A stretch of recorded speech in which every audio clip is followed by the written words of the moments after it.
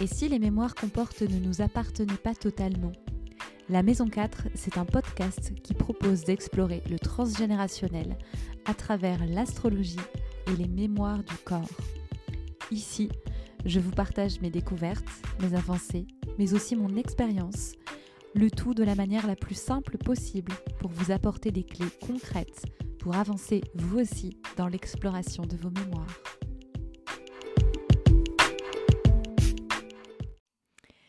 Bienvenue dans ce nouvel épisode de podcast de la Maison 4. Aujourd'hui, je vais vous parler d'un sujet que j'ai déjà un petit peu abordé précédemment, notamment dans l'épisode sur les loyautés familiales. C'est d'une autre forme de loyauté dont j'ai envie de vous parler, un petit peu plus précise, qui est ce qu'on appelle l'intrication et qui est un mécanisme qu'on retrouve souvent quand on explore le transgénérationnel, que j'ai moi-même vécu et que j'ai aussi beaucoup vu dans les séances que j'ai pu accompagner jusqu'à présent dans mon expérience. Donc j'avais envie de vous parler un petit peu plus de l'intrication. Qu'est-ce que c'est exactement ? C'est important, si vous n'avez pas encore écouté les épisodes précédents, si vous découvrez ce podcast grâce à cet épisode, déjà bienvenue, merci d'être là et merci de votre écoute. Mais je vous invite à écouter les épisodes qui parlent des lois fondamentales du transgénérationnel. Il y en a 3. Ça vous permettra peut-être de mieux comprendre le mécanisme de l'intrication puisqu'il est lié à ces lois fondamentales du transgénérationnel. Alors l'intrication, c'est quand on a l'impression que peu importe à quel point on essaie de changer des habitudes, des croyances limitantes, des comportements, parfois même d'auto-sabotage, on va se retrouver coincé ou on va être rapidement et malgré nous parfois ramené à d'anciennes habitudes. Même si on les reconnaît comme des obstacles, même si on n'est pas OK avec ça, même si c'est des comportements ou des croyances qui ne nous épanouissent pas, on a beau faire tout ce qu'on veut, plein de thérapies, aller voir des professionnels différents, etc. On revient toujours à la même chose, comme si c'était une espèce de fatalité et comme si c'était quelque chose avec lequel on devait vivre tout le temps, même si ça ne nous épanouit pas, même si ça ne nous apporte pas le bonheur. Il y a vraiment cette phrase qui fait écho à la fois aux loyautés et puis aux intrications, c'est plus fort que moi. Quand on me dit cette phrase, très souvent derrière, il y a donc cette fameuse intrication qui est là et qui nous empêche. C'est vraiment, on peut vraiment visualiser ça comme une force en fait invisible et étrangère à nous, qui fait que on va répéter certaines choses, même si encore une fois consciemment on n'a pas envie de les répéter et on sait que c'est pas quelque chose qui va concourir à notre bonheur. Ça, c'est important aussi de comprendre ce mécanisme quand on sait justement comment fonctionne aussi le cerveau humain, tout simplement. Petit focus là-dessus et puis notre inconscient. Notre inconscient, la partie inconsciente de notre cerveau, c'est à peu près 95%. Donc c'est vraiment comme si on avait un iceberg qui représente notre cerveau et on a toute une partie qu'on ne voit pas, donc la majeure partie, 95%. Et seulement 5% qui est à la surface et qui va représenter du coup notre cerveau conscient. Dans le cerveau inconscient, dans la face cachée de l'iceberg, il y a déjà toutes nos croyances, tout ce qu'on nous a inculqué, il y a nos souvenirs, il y a toutes nos mémoires et puis toutes les mémoires qui ne nous appartiennent pas, donc celles de nos ancêtres notamment, c'est là que le transgénérationnel entre en jeu. Donc il y a une grosse partie finalement dans cet inconscient déjà qu'on ne voit pas et puis qui ne nous appartient pas directement. Et en fait, ce qui se passe, c'est que quand notre cerveau il reçoit une information venant de l'extérieur, donc une information qui va passer à travers le filtre des 5 sens, ça peut être quelque chose qu'on va entendre, qu'on va voir, qu'on va même sentir. Les odeurs, elles peuvent aussi réveiller des souvenirs et des mémoires. Eh bien, l'information, elle est envoyée à une partie de notre cerveau qui s'appelle le système réticulé activateur. Et c'est une partie du cerveau dont le rôle est en fait de filtrer toutes ces informations extérieures parce qu'on en reçoit constamment dans la journée. Donc, on a besoin de filtrer. Et donc, cette partie-là, elle va supprimer, généraliser et transformer les informations. Et de cette transformation qu'elle a fait, va en résulter une interprétation et un comportement derrière qui va donc induire un résultat. Un exemple tout bête, vous marchez dans la rue, alors je prends toujours cet exemple, donc peut-être que vous l'avez déjà entendu si vous m'avez déjà entendu parler de ça, mais vous marchez dans la rue et vous entendez un chien aboyer. Donc il y a une information qui passe par l'ouïe, en l'occurrence, vous entendez le chien aboyer. Donc là, cette information, elle va être traitée donc, par ce système réticulé activateur ou SRA pour les intimes. Et elle va être traitée en fonction de ce qu'il y a dans la partie inconsciente de votre cerveau. Donc en fonction de vos croyances sur les chiens, de vos souvenirs à propos des chiens, et puis de vos mémoires et peut-être des mémoires de vos ancêtres aussi à propos des chiens. Donc si là-dedans, dans cet inconscient, dans vos souvenirs, si vous avez peut-être grandi avec un chien ou vous aviez des chiens autour de vous, vous avez été à l'aise avec les chiens, voilà, on vous a toujours dit que c'était gentil, que c'était le meilleur ami de l'homme, etc. L'information, elle va être traitée en fonction de ça et du coup, la signification, ça va être, il y a un chien sur le trottoir et le comportement, qu'est-ce que je fais ? Peut-être je vais m'arrêter, je vais le caresser ou alors je vais continuer mon chemin comme si de rien n'était en fait. Et puis, si dans cet inconscient, pour ce même événement, donc un chien qui aboie, si dans votre inconscient, par contre, vous avez peut-être des croyances à propos des chiens, peut-être qu'on vous a dit, alors moi c'est mon cas, mon père a peur des chiens, parce qu'il a été agressé par un chien quand il était petit, et il a gardé cette peur-là, et du coup, moi, j'ai un peu grandi, alors ça m'a pas tant affecté que ça. Enfin, aujourd'hui, je me rends compte que c'est pas tellement présent, mais j'ai quand même grandi un petit peu dans cette méfiance. Il faut faire attention aux chiens, ils sont dangereux, etc. Donc, si c'est ça que vous avez comme croyance, ou si vous-même, vous avez peut-être déjà été attaqué par un chien dans votre passé, ou si c'est dans les mémoires, je sais pas, un de vos ancêtres qui s'est fait attaquer, qui a été défiguré, par exemple, votre système réticulé activateur, il va traiter l'information, il y a un chien, en fonction de ça. Et donc la signification ne va pas être la même.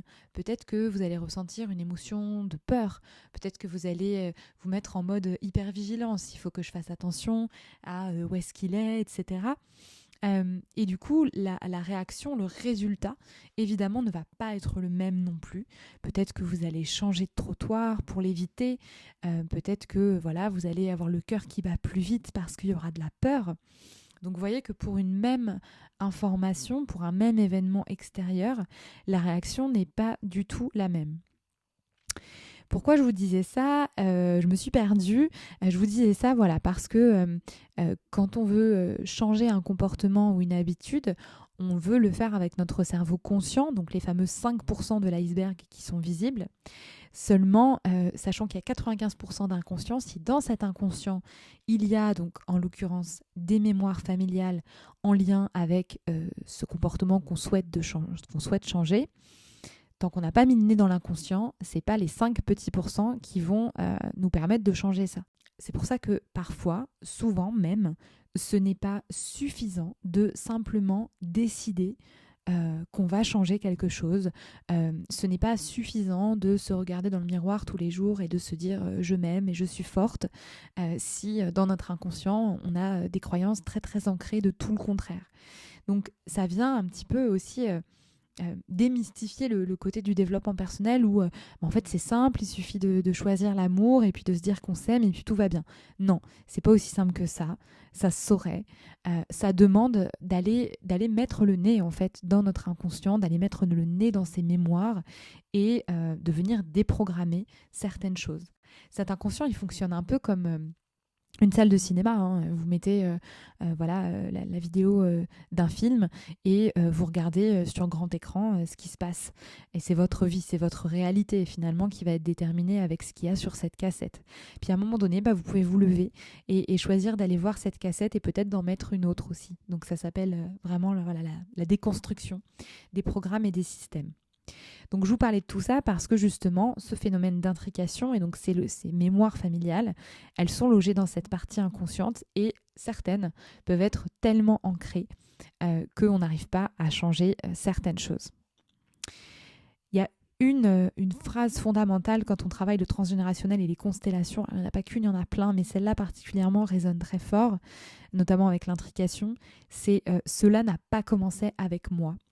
C'est vraiment l'idée que nous pouvons en tout cas être intriqués avec nos ancêtres, avec nos prédécesseurs, alors qu'on les connaisse ou pas d'ailleurs. et que ce qu'on vit aujourd'hui, les difficultés qu'on peut rencontrer aujourd'hui, peuvent être finalement le résultat d'une emprise exercée d'une certaine manière par nos ancêtres sur nous. Alors pas de façon malveillante, je vous rassure tout de suite. Et le résultat du coup des traumatismes aussi qui se transmettent au fil des générations. On en a parlé dans l'épisode sur les fantômes familiaux. Donc l'impact sur notre présent du passé et des passés des personnes que nous n'avons pas connues peut être très très fort.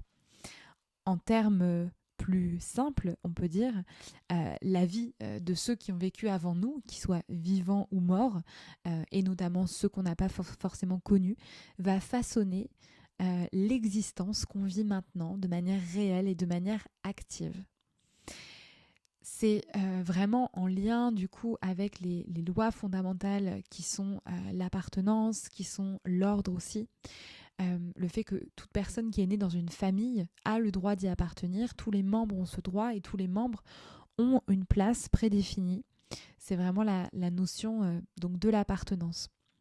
Et je vous en parlais à travers l'épisode sur les fantômes familiaux, quand on refuse l'appartenance à un des membres de notre famille, notamment par l'exclusion, parce qu'on le rejette pour X ou Y raison, parce qu'on ne l'a pas reconnu, parce qu'on l'a oublié, parce qu'il a été caché, parce qu'il n'a pas été pleuré, eh bien tout ça, ça va mettre le système familial en difficulté.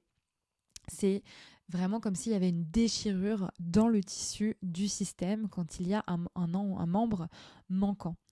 Et le système familial, il va toujours chercher à réparer cette absence, à réparer cette déchirure en remplaçant le dit membre, donc celui qui a été exclu, celui qui a été oublié, par un individu d'une génération suivante. Et c'est ce qui va créer l'intrication.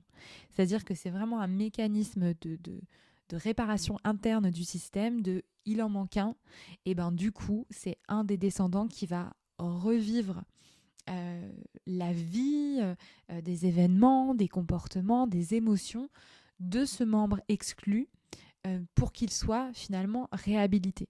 Alors évidemment, ça ne rétablit pas l'ordre, ça ne fait que aggraver les choses finalement dans le système, mais en tout cas, c'est vraiment l'idée du système familial et de comment il cherche à se réparer de la manière qui va être la plus accessible, on va dire, pour lui.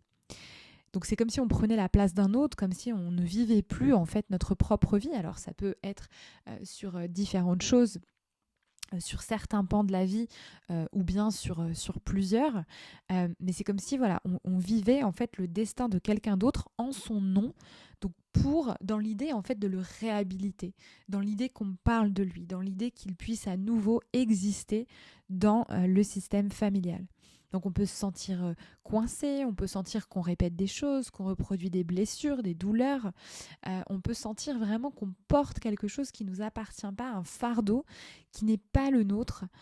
Ça peut vraiment donner un sentiment d'être aussi un peu à côté de ses pompes, quoi, voilà, je suis là, mais j'ai l'impression que c'est pas ma vie, j'ai l'impression que je peux pas contrôler, choisir vraiment aussi ce que j'ai envie de vivre. Donc c'est quelque chose qui peut être très souffrant parce que ça peut nous empêcher de vivre pleinement, de vivre entièrement, nous empêcher de suivre le chemin de notre propre destinée finalement. Donc c'est comme si on était piégé dans le passé et occupé à essayer de vivre l'existence d'autrui pour compenser sa perte ou pour corriger un événement traumatisant. Et finalement, nos propres besoins, nos passions, nos dons, ils vont devenir plus difficiles à atteindre, plus difficiles à entendre et à ressentir clairement. Donc c'est important de mettre en lumière en fait cette notion d'intrication-là et de pouvoir honorer la personne du coup qui a été exclue, mise de côté du système familial et de pouvoir reprendre son propre destin, sa propre place. J'en ai un petit peu parlé dans le 2e épisode où je vous partage mon histoire avec le transgénérationnel. Moi, quand j'ai découvert les constellations familiales, j'ai justement mis en lumière et je me suis libérée d'une intrication avec mon arrière-grand-mère. J'avais notamment pris conscience que je répétais certains schémas dans les relations amoureuses, etc. Je ne vais pas m'étendre plus. Et puis il y a quelques temps, en début d'année là, 2024, pour le coup, j'étais également intriquée avec ma grand-mère, donc la fille de cette arrière-grand-mère. Et c'était une intrication finalement plus profonde et moins visible. Et une fois que ça a été mis en lumière, c'était absolument fou parce que je me suis vraiment rendu compte de à quel point j'avais reproduit des choses de sa vie. Alors en plus que je l'ai connue et qu'on avait une relation compliquée toutes les deux. Et je vous donne voilà, juste un exemple sans rentrer dans tous les détails de ce dont j'ai pu m'apercevoir, mais ne serait-ce que sur le parcours de vie. Ma grand-mère s'est mariée en fait avec mon grand-père, le père de ma mère, alors que lui-même avait 2 enfants d'une précédente union, une fille et un garçon, et qu'il n'était pas encore divorcé officiellement lorsqu'il a rencontré ma grand-mère. Et en fait, alors ne serait-ce que là-dessus, c'est l'exemple que je vous livre, mais il y en a d'autres. J'ai reproduit le même schéma avec le père de ma fille, dans le sens où quand je l'ai rencontré, il était déjà papa de 2 enfants, un garçon et une fille. Il était séparé de leur mère, mais il n'était pas encore officiellement divorcé. Donc vraiment, et ça en fait, je veux dire, c'est sous mes yeux depuis le début, puisque je le savais, mais j'avais absolument pas fait ce lien-là. J'avais absolument pas mis en lumière le fait que j'avais répété certaines choses, notamment ça, et puis, et puis d'autres choses, mais parfois même sur des petits détails, des choses plus insignifiantes. Et du coup, je répétais quelque chose, et je répétais aussi la vie d'une certaine manière de ma grand-mère que moi, je n'ai jamais connue heureuse de son vivant, mais plutôt alors aigrie, déçue par la vie, en tout cas une personne plutôt triste. Et ça me fait beaucoup de peine aujourd'hui de m'en rendre compte, de le verbaliser, avec le recul que j'ai aujourd'hui sur la relation que j'ai pu avoir avec elle aussi. Mais voilà, j'étais dans cette intrication avec elle, avec sa vie, et j'aurais pu, si je ne m'en étais pas rendu compte, si je n'avais pas justement fait ce qu'il fallait, et si je lui avais pas rendu sa place et repris la mienne, j'aurais pu moi aussi peut-être me retrouver dans la même situation et me sentir triste en fait finalement de ce que je pouvais vivre, alors qu'il n'y avait pas forcément de raison, on va dire, concrète à l'être. Donc voilà un petit peu comment fonctionnent les intrications. Alors se désintriquer de la destinée d'un autre membre de la famille, ça permet de rétablir l'ordre dans le système familial, parce que ça permet que chacun reprenne sa place. En constellation notamment, c'est quelque chose qui va être très fort. Généralement, une intrication, c'est très très fort. Moi, la première fois que justement je me suis libérée d'une intrication, j'ai été malade pendant une semaine derrière, avec beaucoup de fièvre, comme si mon corps expulsait quelque chose. Donc voilà, parfois, après les constellations, selon ce qu'on a libéré, il peut y avoir des choses assez fortes qui font partie aussi du processus de guérison et de nettoyage. Mais voilà, en constellation, c'est vraiment un espace où on peut poser des mots, où on peut vraiment affirmer qu'on reprend notre place, qu'on rend à notre ancêtre la sienne, qu'on lui rend son destin, qu'on n'a plus à le porter, qu'il est vu, qu'il est entendu, qu'il a sa place, et ce faisant, comme il a sa place, on n'a plus besoin de prendre la sienne ou de vivre sa vie à travers la nôtre, ou l'inverse. Donc c'est vraiment aussi très très beau de remettre cet ordre-là, et de permettre à chacun de guérir, et puis de se permettre aussi à travers ce mécanisme de désintrication, du coup, de pacification de la relation et de la place de chacun. Ça permet aussi de prendre soin de nos ancêtres. Ça permet de prendre soin du système familial dans son entier, de briser aussi le cycle des traumatismes, des destinées qui n'ont pas été accomplies. C'est vraiment l'idée de réconcilier le passé et le présent pour que notre avenir, on puisse vraiment se l'approprier en fait, et qu'il puisse vraiment être à nous. En brisant une intrication qui nous attachait à une vie qui n'est pas la nôtre, on va faire un pas en fait vers notre propre destinée et vers notre libération. Donc, comment reconnaître les signes de l'intrication ? Alors, il peut y avoir évidemment plusieurs choses, mais ça peut être l'idée déjà de se sentir pas forcément responsable de notre vie, de se sentir peut-être mécontent de nos relations, de notre activité professionnelle, même si sur le papier, ça a l'air plutôt bien, en tout cas, même si on a l'impression qu'il n'y a pas de raison évidente de se plaindre ou de ne pas se sentir bien par rapport à ça. Ça peut être aussi l'impression donc d'avoir travaillé déjà sur plein de choses avec différents outils et de revenir toujours à la même chose, de ne pas réussir à se libérer de certaines choses, comme si encore une fois c'était plus fort que nous. Ça peut être aussi d'avoir des émotions qu'on comprend pas, qui font pas sens, qu'on n'arrive pas à relier à un besoin qui va être le nôtre. Ça peut être des craintes irrationnelles, ça peut être le fait de se sentir régulièrement submergé ou bloqué par des émotions persistantes, comme s'il y avait quelque chose de beaucoup plus profond, de beaucoup plus lourd aussi. Quand il y a des phobies, des compulsions aussi, ça peut être des signes d'intrication, de choses qui ne sont pas à nous. Et puis après, en fonction de l'histoire familiale, est-ce que vous connaissez des membres de la famille qui ont été rejetés, qui ont été séparés de la famille ? Est-ce que vous connaissez des traumatismes dans la famille que la plupart des personnes de votre famille ne vont pas évoquer parce que c'est trop douloureux, parce que c'est honteux, parce que c'est trop violent, trop intense ? Est-ce que y a des membres de votre famille qui n'ont pas été pleurés ? Ça peut être souvent le cas quand il y a des décès d'enfants très jeunes, des fausses couches, etc. C'est vraiment des choses qui sont très très difficiles et qui parfois ne vont pas être pleinement du coup accueillies, libérées parce que on n'y arrive pas.